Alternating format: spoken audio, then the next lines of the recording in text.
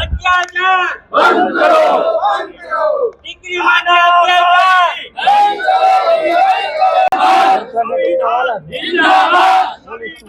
जिंदाबाद नहीं चलेगी, नहीं चलेगी, तानाशाही नहीं चलेगी, नहीं चलेगी।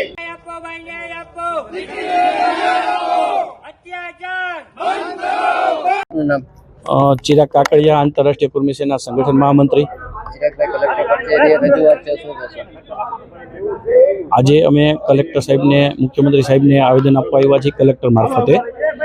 આજે હું તમને એક અતિ સંવેદનશીલ અમરેલીની ઘટના કે જેના પડઘા આખા ગુજરાતની અંદર પડ્યા છે, એ દીકરીનો કાંઈ વાક નથી અને એનું સરઘસ કાઢવામાં આવે છે। આજે ગુજરાતની અંદર પહેલો વહેલો ઇતિહાસમાં કહી શકાય એવો બનાવ બન્યો છે કે દીકરીનું સરઘસ કાઢવામાં આવ્યું।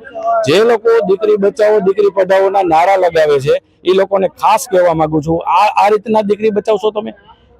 યોગ્ય ન્યાયની અમે માંગણી કરીએ છીએ, કલેક્ટર સાહેબને આવેદન આપીએ છીએ અને ગુજરાતની આ કલંકિત ઘટના વારંવાર ન બને અને આ દીકરીને ન્યાય મળે એના માટે થઈને અમારા આંતરરાષ્ટ્રીય કુર્મી સેનાના સમગ્ર હોદ્દેદારો આજે કલેક્ટર ઓફિસ ખાતે આવેદન આપવા આવ્યા છે। અનેક ગુનાખોરોને સરઘસ કાઢવામાં આવતો હોય છે, અનેકના ચૂકવવામાં આવતો હોય છે।